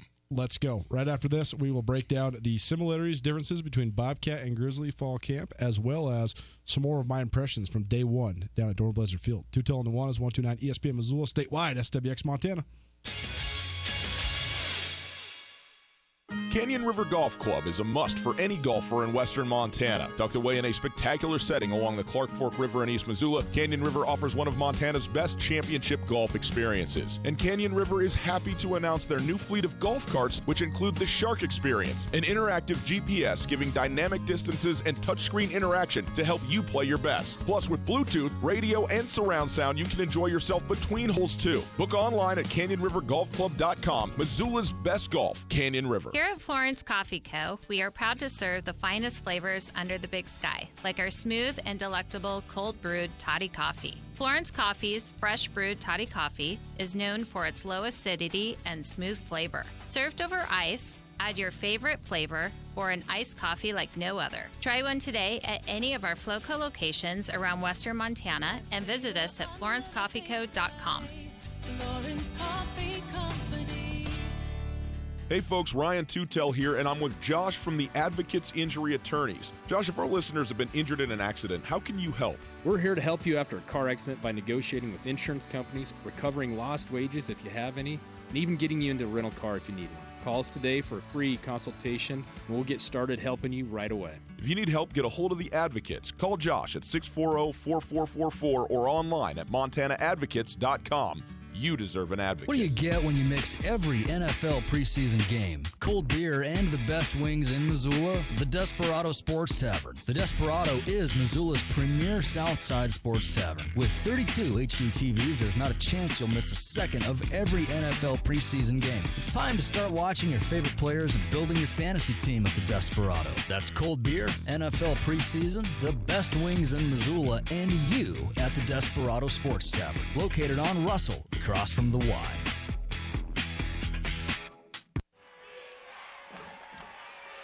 Everybody knows that high school sports generate suspense, excitement, and drama. They also generate higher grade point averages, stronger work habits, and greater self-esteem. Everybody knows that high school sports give us more value for our entertainment dollar. They also give us leaders committed to strengthening communities right here in Montana. The true value of playing sports in school can't be measured in wins and losses or dollars and cents. Studies show that participation in sports, along with other extracurricular activities, is one of the best ways to teach leadership, cooperation, accountability, and other invaluable life skills. Don't just stand on the sidelines. Encourage the young people you know to get in the game. When you do, you'll be helping them get ahead in life. High school sports, a winning part of a complete education. This message presented by the Montana High School Association and the Montana Interscholastic Athletic Administrators Association. ESPN Missoula Sports Center. Hey, good afternoon, good evening, whatever time of the day it is. The Montana Grizzlies, they opened fall camp on Sunday, but they officially hit the grass at Dornblazer Field for the first time Tuesday afternoon. Temperatures, it was hot, around 90, 92 degrees. UM will practice 28 total times over the next month, leading up to its August 31st opener at South Dakota. Montana trying to snap a 3-year absence from the FCS playoffs. Don't forget, they made the playoffs 23 out of 25 times, including a college football record 17 consecutive times. Bobby Houck's squad returns a host of starters, including senior quarterback Dalton Sneed and All-American inside linebacker Dante Olson. Over the weekend, those Grizzlies got a verbal commitment from Journey Grimsrud, a 6'3.5", 240-pound All-State offensive lineman out of Huntley Project. The senior-to-be was an all-conference selection on both offense and defense last season and is expected to play defensive line at Montana. He placed second at the state BC wrestling tournament in the heavyweight division last winter and won the Class B state title in the discus last spring. And finally, in the first Stats FCS preseason poll, the Montana State Bobcats number 14, the Montana Grizzlies number 25. The Cats and the Grizz are 2 of 5 Big Sky Conference teams that appear in the preseason poll, voted on by more than 150 media members. Eastern Washington 4, UC Davis 5, Weber State 8. This ESPN Missoula Sports Center is brought to you by Aspen Sound. Still alive, 6 to 8 years to arrive, and if you follow them, be out tomorrow. But if the authors shine, you might as well be walking on the sun.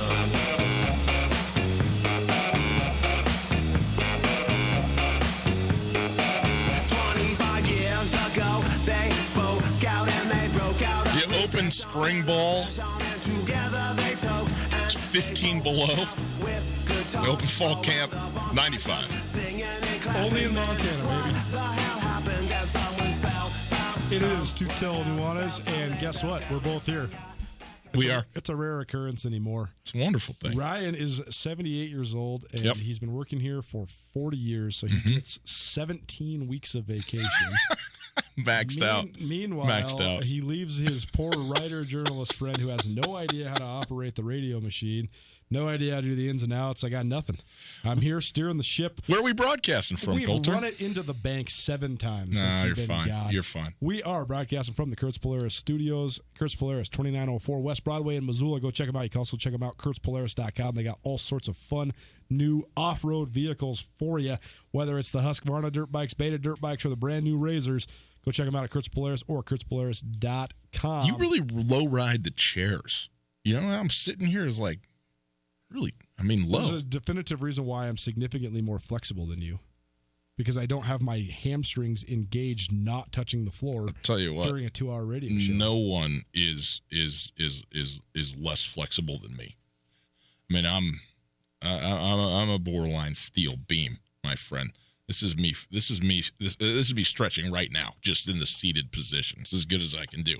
Let's talk some fall camp, Coulter, and then let's give away some tickets to the B-52s. You want to do it now? Let's give away some tickets first. I just texted Reese the number, so he will get our. Did you pull the name out, or did you do a randomized deal? What'd you do? No, we just did a little 1, 2, 3, 4. 1, 2, 3, 4. 4 boom. finalists. But good job to everybody that called in. We had everybody that called in. I like that. The name your tune. If you call, you're on the spot, and everybody got it right. So they got it. That was pretty darn good. So we'll see if we can get some Osprey tickets and all that kind of stuff. So that's cool. All right, very good. We'll see if I can get a hold of it. We can get a hold of it. Did you go to any concerts over the weekend, Coulter? No, I went to nothing. Oh, you were in Bozeman. You were at, I forgot. You were at fall camp. But football school initiated by Mr. Jeffrey Choate. Okay, very good. And then you went to the Grizz camp today for a while. Indeed. So that's pretty good. Indeed, that's pretty good as well. I'm gonna find a soundbite for you real quick from the one and only Jeff Choate, because I think this is so funny. You know how when you ask Choate a question and he knows it's a question is on the line. Before we get into this Jeff Choate soundbite, we are going to go to the Rankage Brothers RV phone line, and we are going to talk to our B-52's ticket winner, Paul. Paul, welcome in. Yeah. Thanks. You are the guy. You are the guy. You named the. Actually, we did 4 songs. Our songs throughout the last 10 days or so. The first one was Africa by Toto. The second was Faith by George Michael. The third, in Ryan's opinion, the most challenging, When Doves Cry by Prince. And then the fourth, we did the favorite of my B-52 songs, Rock Lobster. And Paul actually nailed the Rock Lobster. Nice work, Paul. Without hearing any of the lyrics. We only gave him the first little funky opening. And Paul nailed it. So Paul is the winner. We're sending him to the Kettle House Amphitheater. Pair of tickets to the B-52s Thursday night. Congratulations, my friend. Thank you, guys. Appreciate it. Now, are you a big B-52s fan? I mean, knowing the song and all that, Paul? I actually am. I have some of their earliest albums, and I've seen them a few times, so I'm pretty excited to be going again. Outstanding. Well, I'll tell you what, getting to see him out there is going to be pretty good. You got it, man. Get out there to the Kettle House Amphitheater Thursday night. Enjoy the show. Congratulations. Thanks, guys. Appreciate it. You bet. Thank you, Paul. Very good. Congratulations to Paul. Okay, so as I was saying, Coach Choate, if you ask him something that you know is going to be something that's going to get him fired up, which he is prone to do, he's a guy that gets a little fired up from time to time. You don't say. And he'll always just look at you for a good 3 to 5 seconds. He will give you a look. And then sometimes he'll deflect and he'll give you whatever he thinks might be the politically correct answer, or sometimes he'll just go in on it. He'll be ready to roll. Just a brief anecdote on this line. Somewhere, I don't know, about the game 8 or 9 point of the season last year, we were at a game in Bozeman, and Troy Anderson had once again been outstanding, but also once again gotten rolled up on, looked like he wasn't going to come back with a sprained ankle, went back out there, fought through it, and the Bobcats won and so forth. And the gist of what you were asking is obvious enough, but you just said, how's Troy feel? And Jeff Choate looked at you and just said, great, Coulter. He feels great. It's classic. It's classic. Anyway, he will give you the business from time to time. It is true. Fall camp has changed fundamentally over the last even just 3 or 4 years. The NCAA has mandated no more two-a-days.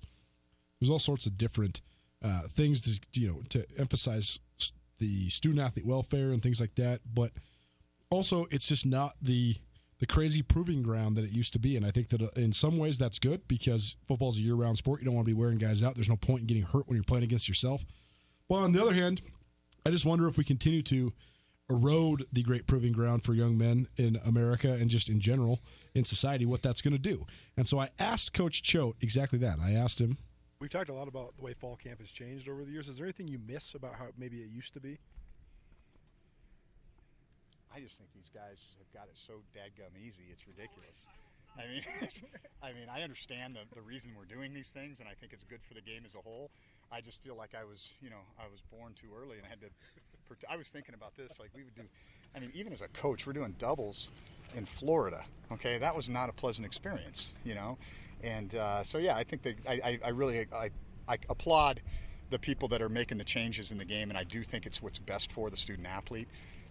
But I'm old now, and so I remember when. And the good news is, like I told those guys a couple years ago when we had our last double day, I said there's going to be a generation of kids that will grow up and not even know what a two-a-day is.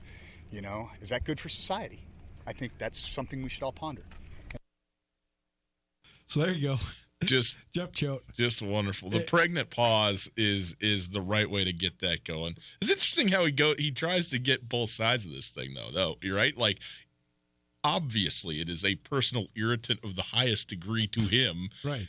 But also he doesn't seem disingenuous when he says that it is what's best for the game.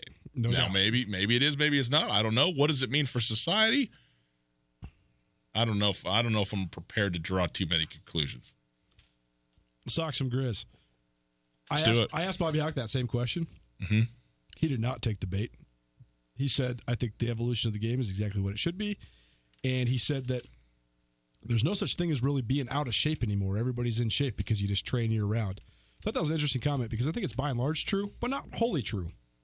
And 10 minutes into fall camp down there at Dornblazer Field today, Rayshawn Rowland and Mikal Tolliver, Montana's 2 transfer DBs, 2 guys that just came to campus, presumably within the last month or so, guys that weren't part of the offseason training regimen or spring ball or summer workouts or anything like that. They were both being administered to by trainers for just what looked like just kind of heat exhaustion, just getting some water, and they were kind of just overheated already, pretty early on in camp. And I think that it's not always across the board everybody's going to be in perfect shape. At Montana State on Saturday, they did a conditioning drill conditioning test to see where everybody was at. And there was plenty of guys that looked like they were in phenomenal shape. It was a hilarious conditioning test to watch because basically it's must watch conditioning at Montana State because everybody on the Bobcats, the only thing they want to do is beat Troy Anderson. They all just want to beat Troy Anderson across the line. And so by the time Troy Anderson has beat everybody across the line 39 times, he's gassed. And so then Jared Patmos, the punter, started screwing with him. Patmos hasn't done anything. He's just been standing around there, practice, drinking water, combing his hair, doing whatever punters do. And so he gets out there and he just dusts Troy a couple times. And Troy's just like, come on, man. Like, I'm on rep 40 and you've been sitting over here chilling. But anyways, that was funny. But I don't think the conditioning is necessarily across the board. But I did think that my number one impression was, and this is not a unique thought. I think this every first fall camp practice of every year for every team. But the guys looked great. And this is as good as they're ever going to look physically. But I thought that there was a ton of dudes who look all sorts of muscled up. I mean, I think the tight ends popped tremendously to me. Colin Bingham looks like he's in the best shape of his career. Matt Rensvold is up to 250. So you talk about a guy who's 6'4" with a almost 40-inch vertical and some of the best hands on the team. Now he's 250. Look out. He could be a contributor. Both the Deming boys look really, really good. That was something that I saw in the spring, and they continued to put on some good weight. I thought Nash Fouch definitely looks the part. He's up over 200 pounds, so he's got the weight he needs to compete at that one of those two safety spots. And Jesse Sims is just, I mean, he's just hard to believe, man. He's hard to believe. He's 282 pounds and he's got. Is that what he's at? He's up over 280? 282. And I think he's probably got one of the lowest body fat percentages on the entire team. I mean, for sure. I mean, the guy has like professional wrestler arms. He's so ridiculously chiseled and buff. It's amazing. I hope for him because I think Jesse Sims is an awesome kid. I think that he does everything the right way. I know he loves being a Grizz. And I just hope that he is put in a position to succeed. I hope he can play his proper position this year. I hope some of those young guys can relieve some of the weight on him. What do you think his proper position is? Strong in and an odd man front, I think, is Jesse Sims' best position. I agree. Because doing it in a 3-4 is good for him. Because here's the thing. We talk a lot about Jesse Sims eating up blocks, and doing the work that makes guys like Dante Olson shine because, Olson has a free lane to the ball carrier because Sims is in there grinding it out and the rest of the interior defensive line stuff, and that's what you're supposed to do. But he is so strong. He's so extraordinarily strong.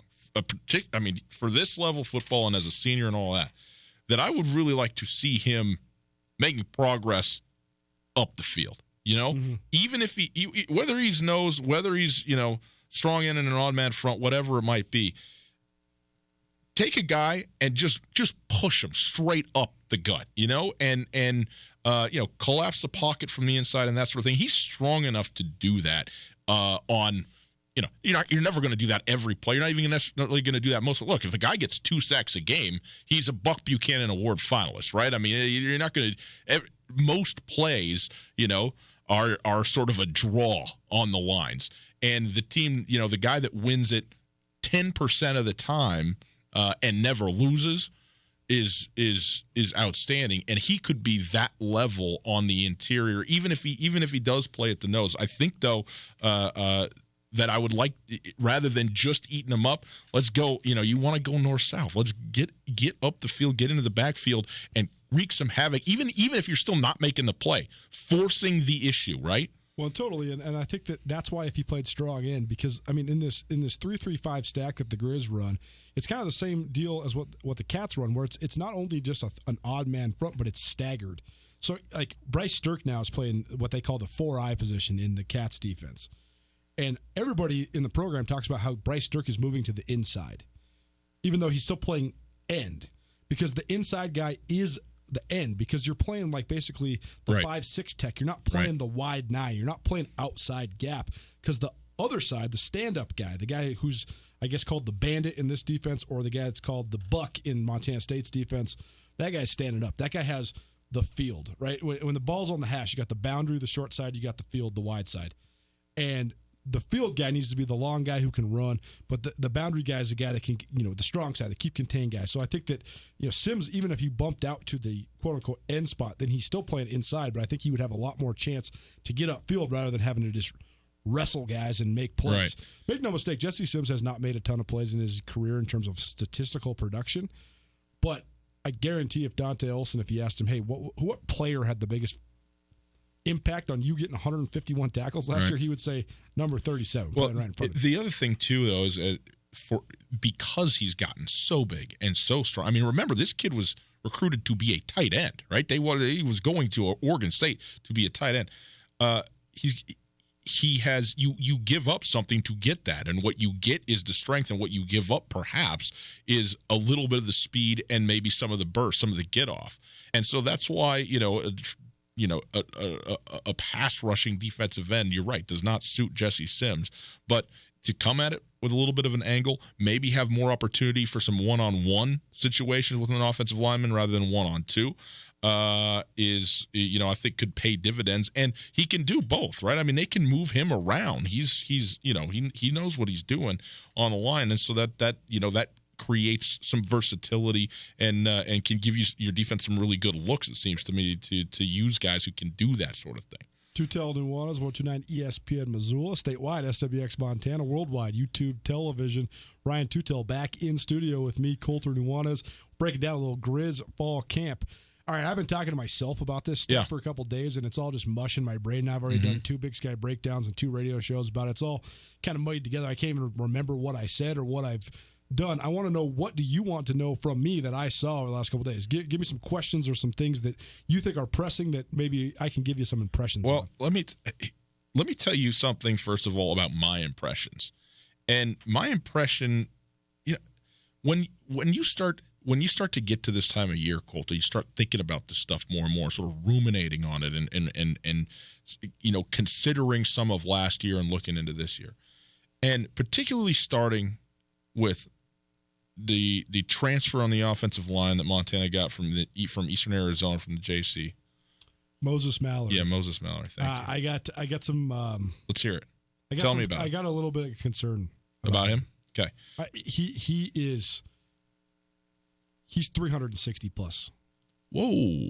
He is gigantic, and I mean, I'm talking like he is too big. That is 6'3", 250 listed, and maybe even north of that. I mean, he is an enormous man. Let me say this: whatever he is or isn't, I have not laid eyes on this guy, much less seen him play. Okay, so I'm not. They need help on the offensive line. We understand that. To get a transfer in is probably a good thing regardless, even if it's simply a depth measure or whatever for the University of Montana. But as I start to think more about the Grizzlies, because I've been tepid, I would say, about the University of Montana. And, I mean, look, saying that they're a top 5 football team in the Big Sky is, good for a lot of places, but not really for the University of Montana. It's not the expectations that fans have. It's not the expectation, I'm sure, certainly not ultimately that the coaching staff has and so forth. It's as much been a tip of the cap and respect to teams like Weber State, UC Davis, et cetera, that they kind of get slaughtered where they get slaughtered. But as I thought more and more about last year and the games that Montana lost, you can say coulda, shoulda, woulda all day long. Like, it doesn't matter if you don't do it. I understand that. But, Colts, they were 5-1. And the games they lost, to me, mostly, more or less, they were the ones who were responsible for their own losses. Yeah, the Cats beat them. Everybody else, the Grizz beat themselves. They beat themselves. And you could even say that the way that the Cat game ended was Montana beating itself, but you got to give Montana State credit for sure for the comeback they mounted. But other than that, I agree. I mean, you're talking about just puking the ball all over the field at North Dakota. You talk about not being able to figure out the flex defense against Portland State whatsoever, completely just being unprepared to play that game. And you talk about giving up 100 million points in the last 15 minutes of the UC Davis game. So, look, UC Davis, given they're doing all that kind of stuff. The point is, we know about the fourth quarter, point differential and the turnovers that they had and all that. Here's my point, though. This was not a team that was, a 7-win team, 6-win team, because that's how good they were. And they lost the rest of the games because they got beat by better teams. They were a team that was their own worst enemy at times last year. And the bad part of that is sometimes it's like if you can't figure it out, you're never going to be good. And that turned out to be the case last year for Montana.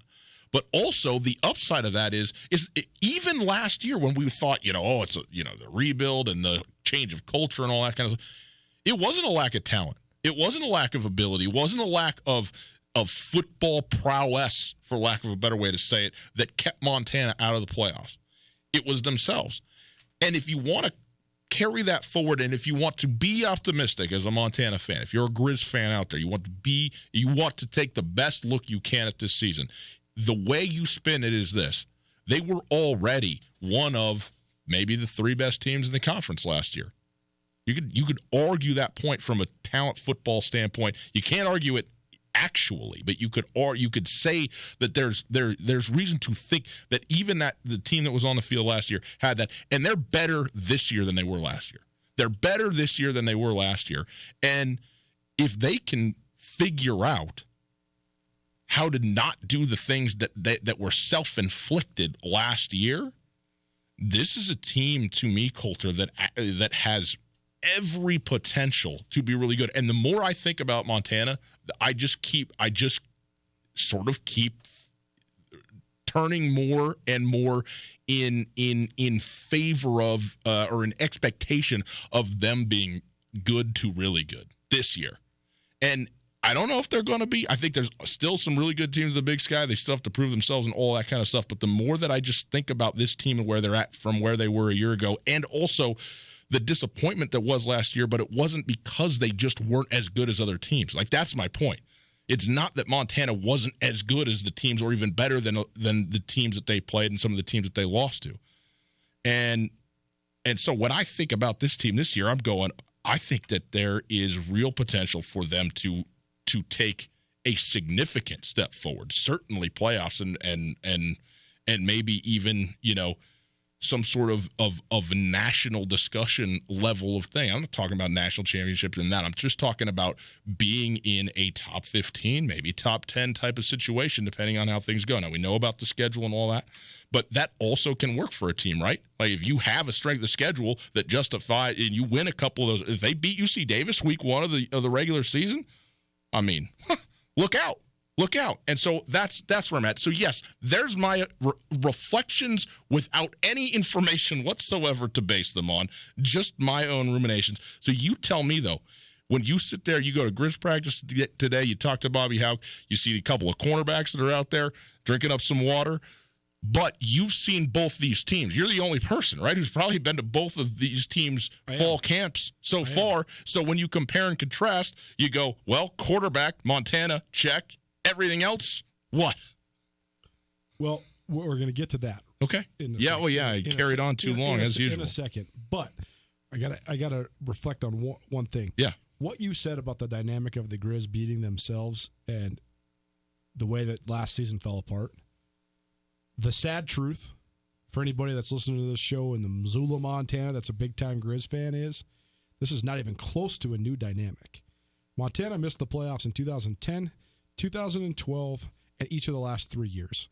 The only time during those times when Montana missed the playoffs that Montana had a talent deficiency was when Jordan Johnson was expelled from school and they had to roll with Trent McKinney, and they went 5-6, the only losing record in the last 30-plus years of the University of Montana in 2012. Besides that, the 2010 team, stacked. You got Chase Reynolds at running back. You got Caleb McSurdy and Jordy Tripp at linebacker. The unwavering belief that Montana is Montana and that you will refuse to lose. It started to be chipped away at in 2010, and it's continued to erode. To me, Montana is going to be under the brightest spotlight and the most pressure of any team in the Big Sky Conference, certainly, and probably in the FCS. You are going to have the target on your back always if you're the Grizz, whether you're playing at home or away. Teams like Portland State, they come to Washington Grizzly Stadium. That is their Super Bowl. They are ready to do anything. They'll throw the kitchen sink at you to beat you in Washington Grizzly Stadium. And Bobby Houck's teams won and won and won and won and won and won for one factor more than any other factor, the refusal to lose, period. Man for man, Dante Olson is one of the best linebackers Bobby Hauck's ever had. Dante Olson physically is far more gifted than Sean Lebsock or Brandon Fisher, but those guys were straight first-team all-league players because of their desire. Had nothing to do with their physical measurables. They're both 6 feet tall. They don't have anything like Dante Olson has in terms of the tool bag that he has, all the tools at his disposal. And on down the line, man for man, the Grizz talent has not wavered as much as people want to believe that it has. And in a lot of ways, it's actually better than it's ever been.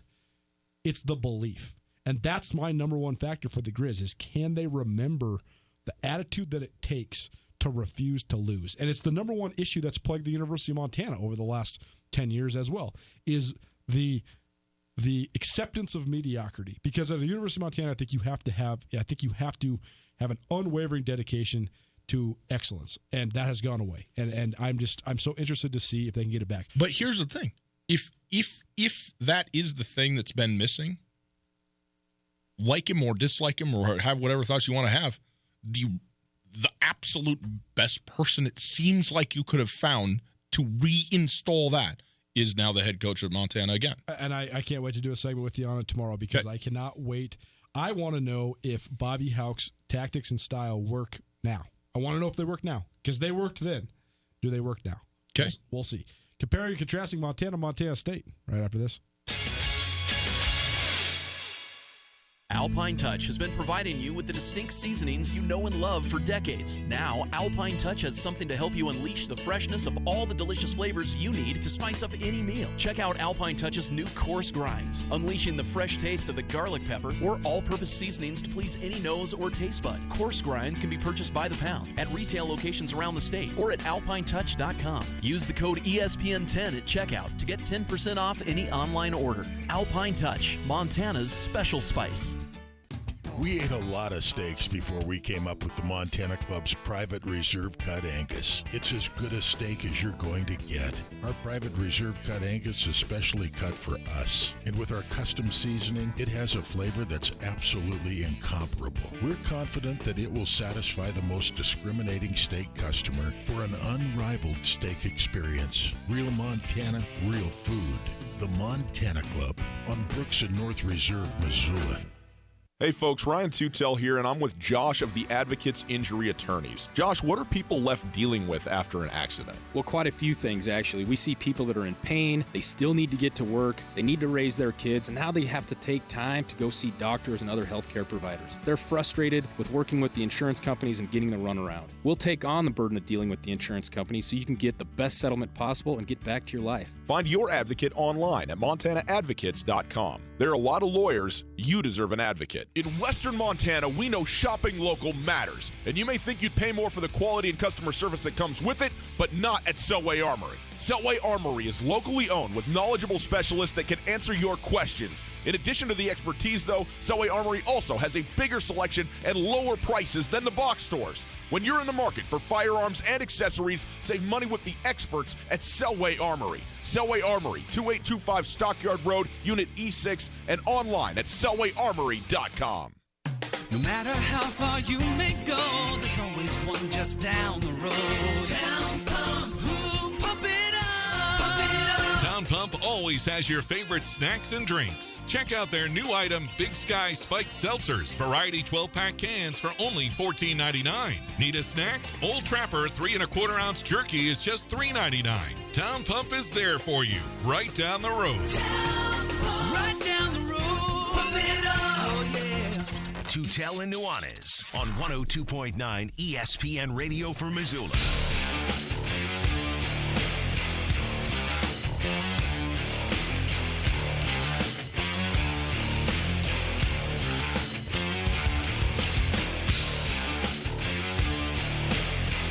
We only grazed the shore. We haven't actually capsized or sunk the boat yet.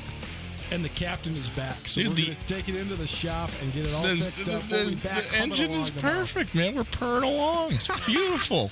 Tootell Nuanez, or Nuanez and Tootell for one more day. Broadcast to you live, Kurtz Polaris Studios. Kurtz Polaris, 2904 West Broadway. Husqvarna dirt bikes, Beta dirt bikes, brand new Razor 1000s, all the off-road stuff you need. Go check them out at Kurtz Polaris or kurtzpolaris.com. Missed anything from the first 1 hour and 52 minutes of the show?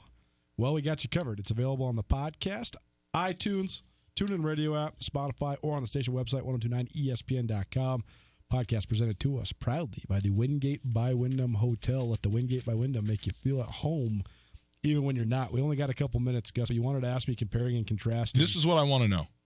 Let's not do personnel. Tell me about the attitude, the feel of what was going on. And they've been at it a couple more days in Bozeman. Now they're just getting started in Missoula.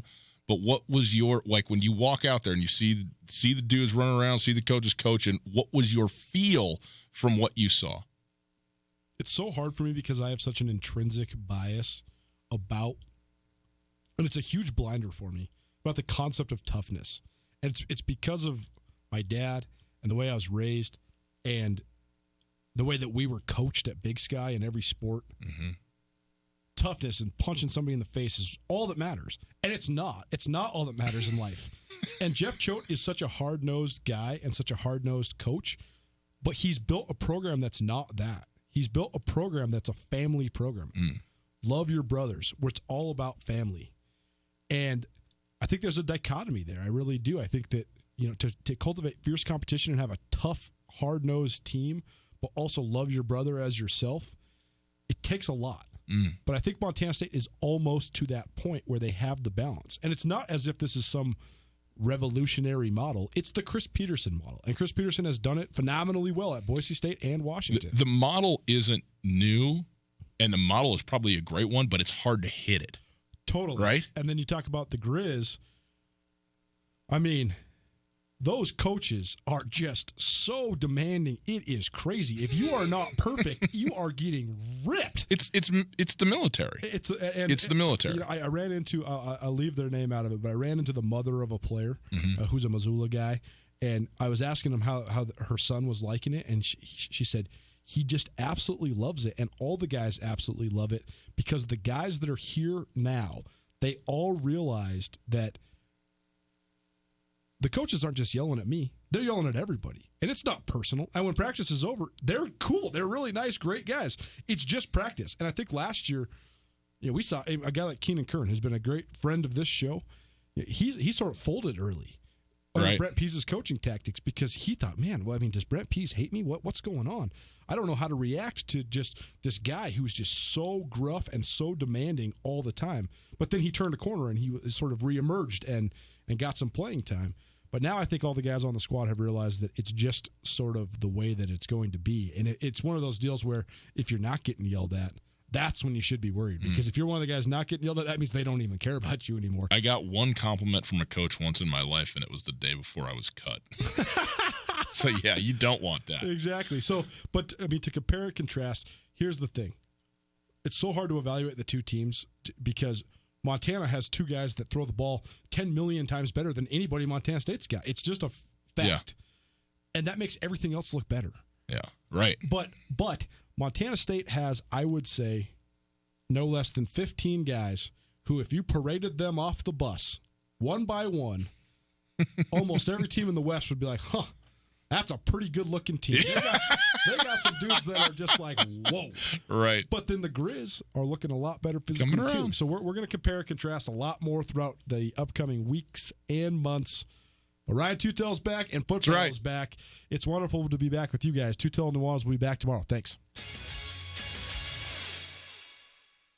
Canyon River Golf Club is a must for any golfer in western Montana. Tucked away in a spectacular setting along the Clark Fork River in East Missoula, Canyon River offers one of Montana's best championship golf experiences. And Canyon River is happy to announce their new fleet of golf carts, which include the Shark Experience, an interactive GPS giving dynamic distances and touchscreen interaction to help you play your best. Plus, with Bluetooth, radio, and surround sound, you can enjoy yourself between holes, too. Book online at CanyonRiverGolfClub.com. Missoula's best golf, Canyon River. This is Mike Nugent with Berkshire Hathaway Home Services. Berkshire Hathaway provides Western Montana with full-time real estate professionals for you whenever you need us. Our reputation as the state's most knowledgeable and available real estate group has helped build unmatched trust in the Garden City and statewide. If you have been thinking of making a real estate move in the short or long term, give me a call. No pressure, no expectations. Just professional opinions and service at whatever pace you are comfortable with. Give me, Mike Nugent, a call today, 531-1802. And remember, every question is good to ask. When you need a bank to help ramp up your savings strategy, look to your local bank, Opportunity Bank of Montana. Build confidence in your financial future when you create a rainy day cushion or take care of the nest egg you already have. Opportunity Bank offers options from basic savings to money market accounts and certificates with competitive rates. There's nothing like the feeling of progress, so let's get started today. Come see us at Opportunity Bank of Montana. OpportunityBank.com. Member FDIC. If you are hurt or disabled, you may be entitled to benefits from an insurance company or Social Security. I'm Chris Helmer, an attorney at Clark Fork Law Offices. Our Missoula firm specializes in worker compensation, personal injury, and Social Security disability. There are many unknowns when injured or disabled. The other side is fighting hard. You should too. Call Clark Fork Law at 728-0168 for a free consultation or visit clarkforklaw.com. Again, 728-0168. The Big Sky Breakdown at SkylineSportsMT.com continues to give you the inside look from around the Big Sky Conference and the state of Montana. The most in-depth podcast in the Treasure State gives you multiple episodes each week year-round with commentary, analysis, interviews, and entertainment from around one of the most storied conferences in the West. Whether it's full uncut interviews with Montana State head football coach Jeff Choate or Travis Secure's thoughts on his outstanding Montana men's basketball team, everything you need to hear is available on the Big Sky Breakdown. Take a look inside the best stories in the conference and the most detailed analysis in the state. The Big Sky Breakdown, it has you covered. Whether it's X's and O's acumen of Brooks Nuanez or the comedic banter of Ryan Tootell or the dry humor of Andrew Houghton. And don't forget the best connections to everybody that matters in the sports world across the Big Sky Conference from Colton Nuanez. And by the way, thank you for calling me funny. You're welcome. The Big Sky Breakdown will present you with all of it and more at SkylineSportsMT.com. The Big Sky Breakdown, proudly presented by Town Pump Food Stores and Selway Armory. ESPN Radio for Western Montana, KKVU HD3 Stevensville, and 102.9 FM on K275BS Missoula.